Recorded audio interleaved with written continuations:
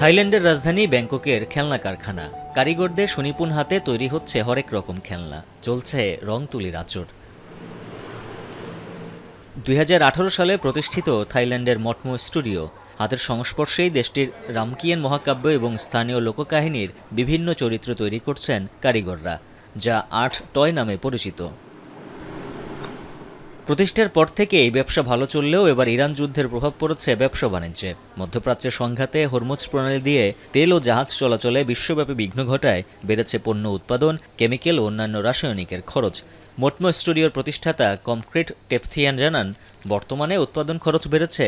মোট ব্যয়ের প্রায় 60 থেকে 70%। แต่ก่อนมันจะมีการขึ้นลงมาแล้วแต่เจ้าซึ่งมันเหมือนเป็นอารมณ์แบบการเพิ่มกำไรหรืออะไรของเขาเองแต่ว่าตอนนี้มันกระโดดไปถึงแบบ1เท่าตัวหรือ 50% อะไรเงี้ยในแต่ละหมวดเลยเช่นแบบในกลุ่มของเรซินเมื่อกี้นี้ที่เราดูกันอะไรเงี้ยเรซินนะครับเรซินก็ขึ้น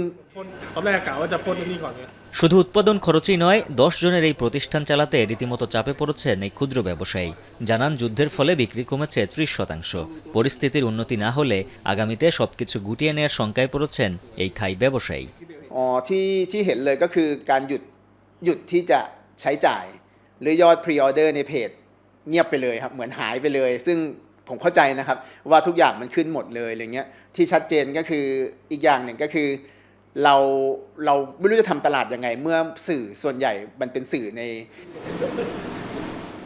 ইরান, যুক্তরাষ্ট্র, ইসরায়েলের চলমান সংঘাতে প্রায় 4 বছরের মধ্যে সর্বোচ্চ পর্যায়ে পৌঁছেছে তেল ও পেট্রোকেমিক্যালের দাম, যার ফলে বিভিন্ন দেশে বাড়ছে প্লাস্টিক ও পলিমারের দামও।